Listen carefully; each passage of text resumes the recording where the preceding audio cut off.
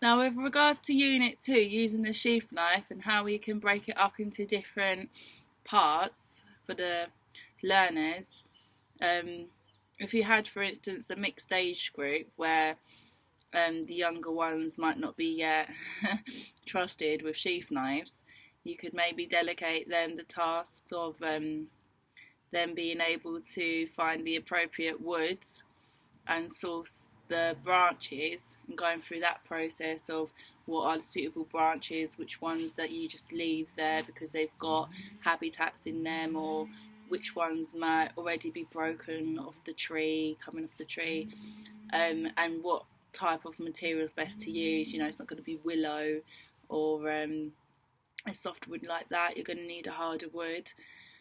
And then you can also delegate somebody else, maybe with the responsibility of getting the sheath knife out, explaining them to them safety, and then maybe getting them to be responsible to put the sheath knife back in the safety place. And then you could also divide the sheath knife, not the sheath knife, the tent peg, into somebody who does the end, which is a bit easier than someone who does the notch. So somebody who's not as advanced with the knife yet would be able to do the end. Not that it should be easy for them, but it should also be a challenge to help them to achieve their goals and realise and achieve some self-actualization of what they can achieve. And then someone else to do the notch. And then at the end of that, they've all worked as a team together, and they're all, according to their place of development, learning and challenging themselves. And then the highest, the hardest bit would be what they would be taking those steps towards.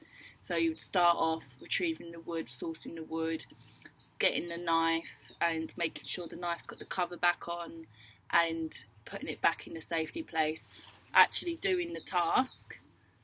And you could even have the younger children mimicking the same movements, but with something less dangerous. Hello, Robin. It's a little Robin. And then the ultimate goal is to be able to do the notch at the end, which is the harder bit, which I found it the hardest bit, because you have to kind of work with maybe the grooves in the wood, which might offset the knife slightly.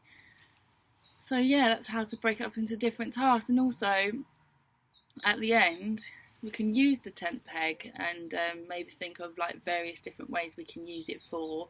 It might also not just act as a tent peg, but as a hook, or some to kind of like pin something down, hopefully not an animal. So yeah. Unit 2, Elise Elliott, tent pegs.